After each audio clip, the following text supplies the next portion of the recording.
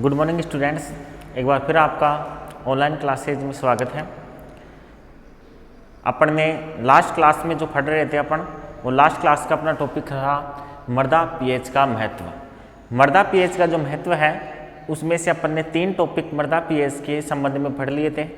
पहला पढ़ा था कि मृदा पीएच पोषक तत्वों को किस प्रकार से प्रभावित करती है, पौधों को प्राप्त होने वाले जो पोषक तत्वों की प्राप्यता है उसको किस प्रकार से प्रभावित करती है। दूसरा अपन ने पढ़ा था कि मृदा के अंदर पाए जाने वाले जो सूक्ष्म जीव हैं उनको मृदा पीएच किस प्रकार से प्रभावित करती है। और तीसरा अपन ने पढ़ा था कि मृदा पीएच का फसलों के पोषक तत्वों को प्रभावित था। इसके बाद अपन जो नेक्स्ट टॉपिक है वो नेक्स्ट टॉपिक आज स्टार्ट करते हैं, मृदा पीएच का पादप रोगों पर प्रभाव। अपना आज का टॉपिक है मृदा पीएच का मृदा पीएच का पादप रोगों पर प्रभाव। देखो, मृदा के अंदर जो पाई जाने वाली पीएच का मान होता है वो पीएच की जो वैल्यू होती है, ये पीएच के वैल्यू मृदा के अंदर उत्पन्न होने वाले पादपों में जो रोग हैं उन रोगों को भी प्रभावित करती है। अब देखो, अपन बात करते हैं कुछ रोगों की। तो अपने जो क्रूसीफेरी फैमिली के जो प्लांट्स होते हैं, जो पादप होते हैं क्रूसीफेरी कुल के, उनके अंदर एक रोग होता है जिस रोग का नाम होता है टो फिंगर रोग। क्रूसीफेरी पादपों के अंदर एक रोग होता है टो फिंगर रोग। ये जो रोग होता है ये रोग होता है अम्लीय मृदाओं में। अम्लीय मृदा में ये रोग होता है। इसके अलावा जो आपके आलू होता है, आलू के अंदर एक रोग होता है जिसको बोलते हैं पोटैटो स्केब रोग। आलू में एक रोग होता है, उस रोग को बोलते हैं पोटैटो स्केब। ये जो होता है रोग, ये उदासीन व क्षारीय मृदाओं के अंदर ये रोग होता है। आपके जो जई की फसल होती है उस जई की फसल में एक रोग होता है जिसको बोलते हैं ग्रे फ्लेक। जई की फसल में जो रोग होता है उसको बोलते हैं ग्रे फ्लेक। ये जो रोग होता है ये रोग होता है उदासीन मृदा में। इसके अलावा आपके एक रोग है गेहूं में होता है, वो गेहूं में जो होने वाला रोग है वो है टेक ऑल। ये टेक ऑल रोग होता है, ये होता है क्षारीय मृदा में। यहां अपन ने कुछ रोगों की बात की है। क्रूसीफेरी फैमिली के अंदर टो फिंगर रोग जो होता है वो अम्लीय मृदा के अंदर होता है। आलू में पोटैटो स्केब रोग जो होता है वो उदासीन व क्षारीय मृदाओं में होता है। जई में ग्रे फ्लेक रोग होता है वो उदासीन मृदा में होता है। और गेहूं में टेक ऑल जो रोग होता है वो क्षारीय मृदा में होता है। अब हम बात करते हैं कि पीएच के द्वारा इन रोगों में सुधार कैसे किया जा सकता है, मृदा पीएच को परिवर्तित करके। ये जो रोग है वो स्पेशली इन मृदाओं में होते हैं। तो अपन क्या करते हैं, इन फसलों को इन मृदाओं में न उगाकर ऐसी मृदाओं में उगाने का प्रयास करते हैं, या ऐसी मृदाओं में उगाते हैं जहां पे विपरीत प्रकृति की मृदा हो। जैसे यदि हम बात करें क्रूसीफेरी फैमिली में कि पादपों को हम अम्लीय मृदा में न उगाकर इनको अपन उगाएं क्षारीय या फिर उदासीन मृदा में। अगर इन क्रूसीफेरी फैमिली के जो पादप हैं उन पादपों को अपन अम्लीय मृदा में न उगा के क्षारीय या उदासीन मृदा में उगाएंगे तो ये जो टो फिंगर रोग हैं उस रोग के होने की संभावना कम हो जाएगी या समाप्त ही हो जाएगी। इसी प्रकार जो आलू है उसको अपन उदासीन या क्षारीय मृदा में न उगा के उसको अपन उगाएं अम्लीय मृदा में। ठीक है, जब अपन इसको अम्लीय मृदा में उगाएंगे तो ये पोटैटो स्केब जो रोग है वो नहीं होगा। इसी प्रकार जो जई की बात करें तो जई को अपन अगर अपने को ग्रे फ्लेक रोग से बचाना है तो उसको अपन उदासीन मृदा में न उगाकर अम्लीय या फिर क्षारीय मृदा में अपन उसको उगाएंगे। ठीक है, यदि अपने को जई को ग्रेप लेग रोग से बचाना है तो अम्लीय या फिर उसको क्षारीय मृदा में उगाएंगे। इसी प्रकार अगर गेहूं को अपने को टेकोल रोग से बचाना है तो अपन उसको क्षारीय मृदा में न उगाकर अपन उसको उगाएंगे अम्लीय या फिर उदासीन मृदा के अंदर।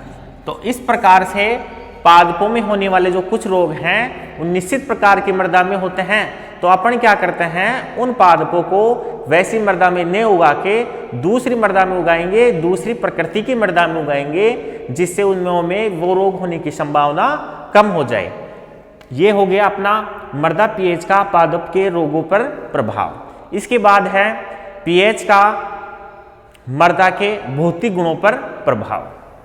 अगला वाला जो टॉपिक है वो है मृदा पीएच का मृदा के भौतिक गुणों पर प्रभाव।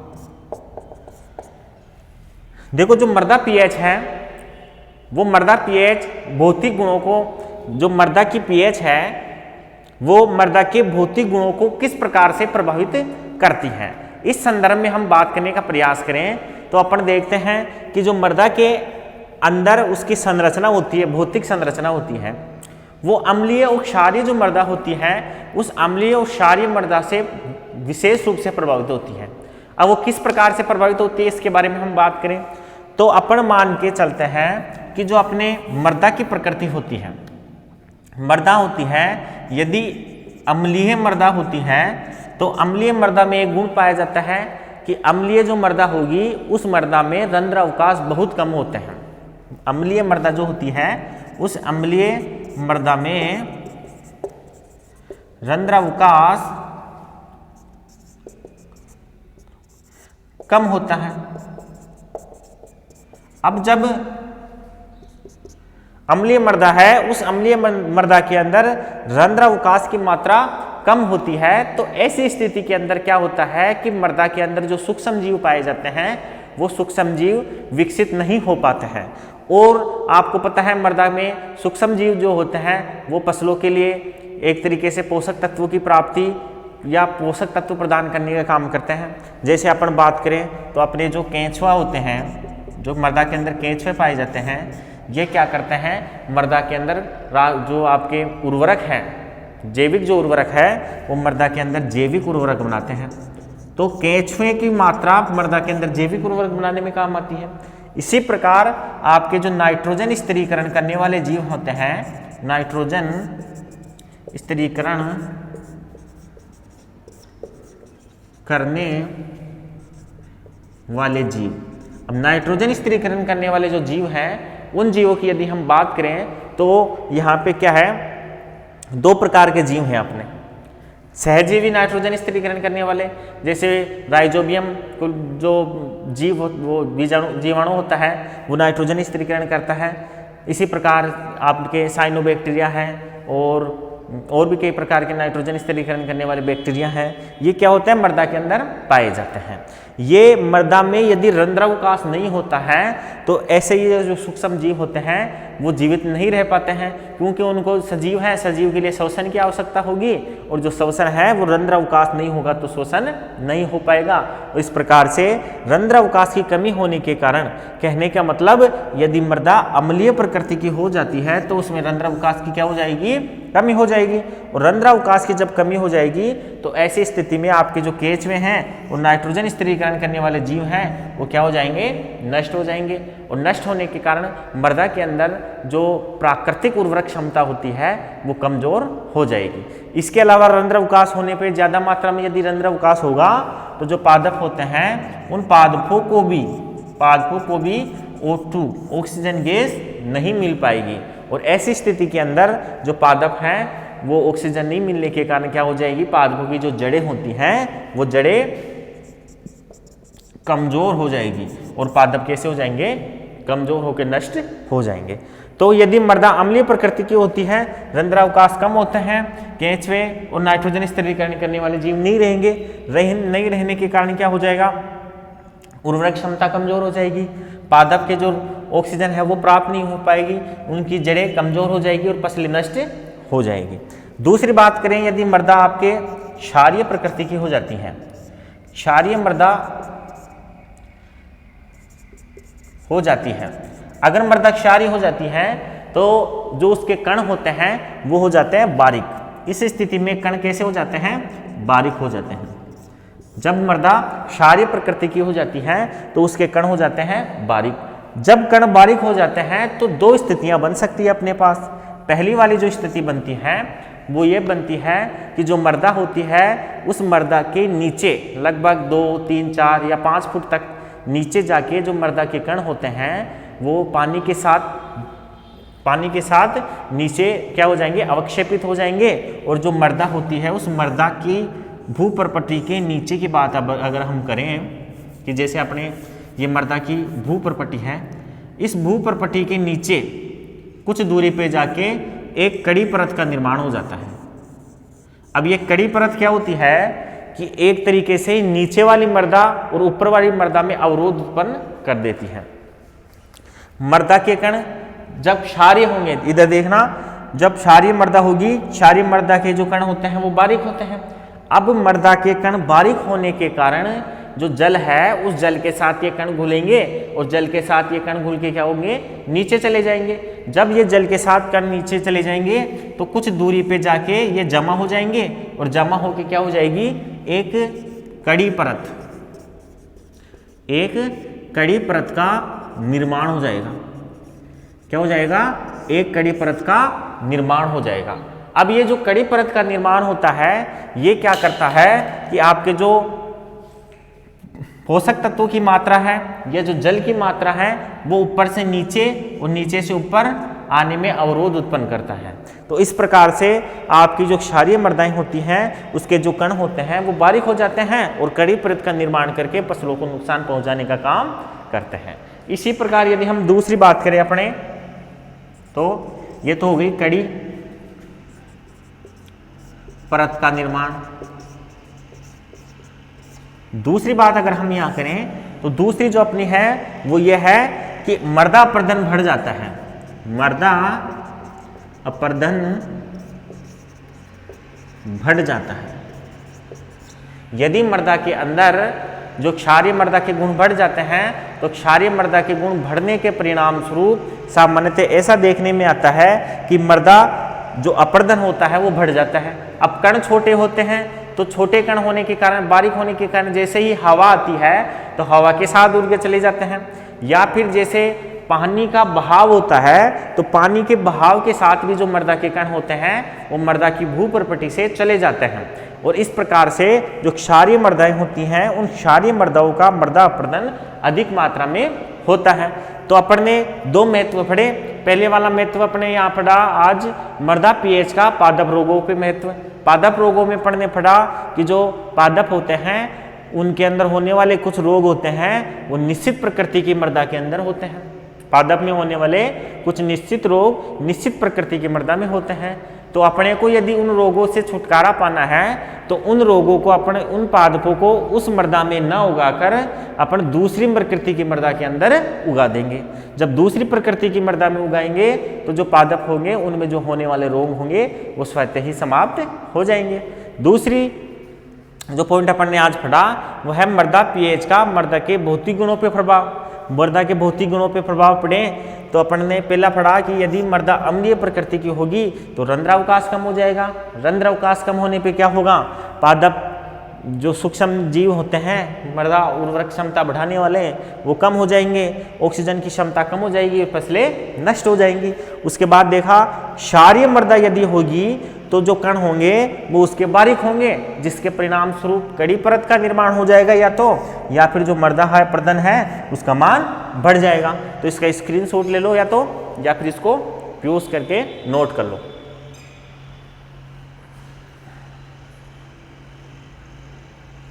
चलो ठीक है। अब अपन मृदा पीएच के महत्व के लास्ट टॉपिक की बात करें तो इसका महत्व है मृदा पीएच का घासों पर प्रभाव। मृदा पीएच का घासों पर प्रभाव।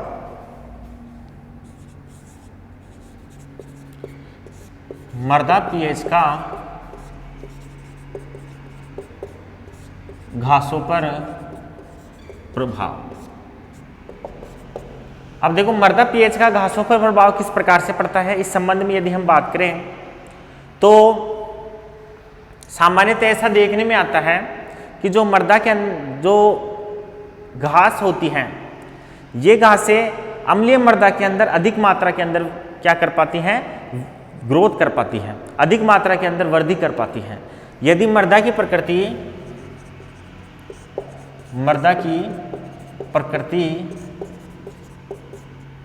यदि अम्लीय होती है, मृदा की प्रकृति कैसी होती है, मृदा की प्रकृति यदि अम्लीय प्रकृति की होती है तो उस स्थिति के अंदर जो मृदा है वो अम्लीय मृदा के अंदर जो घास है वो क्या होंगी, घास अधिक वृद्धि करती है। यदि मृदा अम्लीय प्रकृति की होती है तो इस स्थिति के अंदर जो घास होती है वो क्या करती है, ज्यादा मात्रा में वृद्धि करती है। अगर हम अम्लीय मृदा की स्थिति में कोई फसलों को उगा देते हैं, किसी प्रकार की जो फसल होती है उस फसल को यदि हम उगा देते हैं तो उस स्थिति के अंदर जो मृदा होती है उस मृदा में घास ज्यादा उग जाएगी। यदि अपन क्या करें, यदि ऐसी मृदा में कोई फसल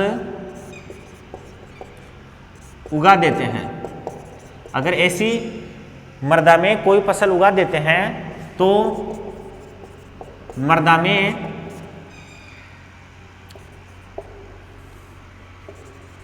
घास अधिक वृद्धि करती है। यदि मृदा के अंदर ऐसी स्थिति के अंदर यदि हम फसल के अंदर मृदा के अंदर कोई फसल उगा देते हैं तो फसलों की तुलना में घास अधिक वृद्धि करती है। अब घासों के साथ प्रतिस्पर्धा हो जाती है ऐसी स्थिति में, और घास के साथ जब प्रतिस्पर्धा हो जाती है तो इस स्थिति में फसलों की तुलना में घास ज़्यादा हो जाएगी और जो मुख्य फसल होती है वो हो जाती है कम हो जाती है।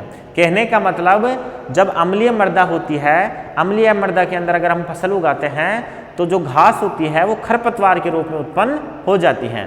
तो इस प्रकार हम देखते हैं कि जो मृदा होती है वो मृदा यदि अम्लीय प्रकृति की होती है तो तुलनात्मक रूप से जो घास होती है उस घास पे अम्लता का कोई प्रभाव नहीं पड़ता है, और ऐसी स्थिति के अंदर जो फसलें होती हैं वो उगाने पर फसलों के मान में तो हो जाती है कमी, उसके उत्पादन क्षमता में तो हो जाती है कमी, और जो आपके मृदा पीएच है वो कम होने के परिणाम स्वरूप घास कैसे हो जाती है, ज़्यादा हो जाती है।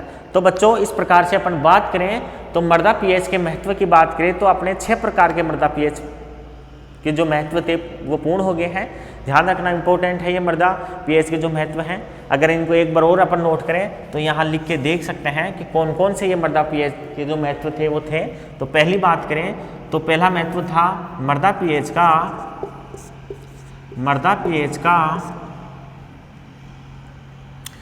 पीएच का सूक्ष्म जीवों पर प्रभाव। मृदा पीएच का सूक्ष्म जीवों पर प्रभाव था कि निश्चित पीएच परास के अंदर होती है तो उस स्थिति में जो सूक्ष्म जीव होते हैं वो अधिक मात्रा में उत्पन्न होते हैं। दूसरी बात अगर हम करें तो दूसरा जो टॉपिक था वो था अपना मृदा पीएच का पोषक तत्वों की प्राप्यता पर प्रभाव। मृदा पीएच का पोषक तत्वों की प्राप्यता पर प्रभाव। इसके बाद जो अपन ने तीसरा टॉपिक देखा था वो ये देखा था कि मृदा पीएच का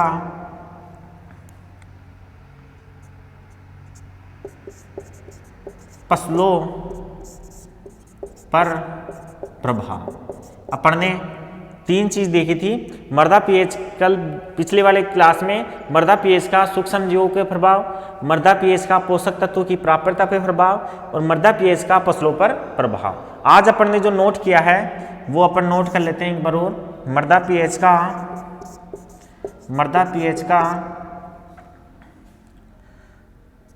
मृदा जो पीएच है उसका पादप के रोगों पर प्रभाव, पादप के रोगों पर प्रभाव। ठीक है, इसके बाद है मृदा पीएच का पादप के रोगों पर प्रभाव, मृदा पीएच का मृदा की भौतिक अवस्था पर प्रभाव, मृदा की भौतिक अवस्था पर प्रभाव। फिर देखते हैं अपन मृदा पीएच का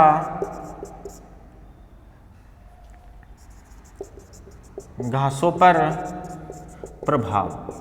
इस प्रकार से ये जो 6 टॉपिक हैं मृदा पीएच के महत्व वो अपन ने देख लिए हैं। इसके आगे के जो अपन स्टार्ट करेंगे वो आगे है उभय प्रतिरोधन, उभय प्रतिरोधक। उभय प्रतिरोधक को अपन अंग्रेजी में बोलते हैं बफर सॉल्यूशन, बफर सॉल्यूशन। ये जो बफर सॉल्यूशन होता है, उभय प्रतिरोधक होता है, वो क्या होता है इसके बारे में अपन पढ़ेंगे अपनी नेक्स्ट क्लास में। थैंक यू, धन्यवाद।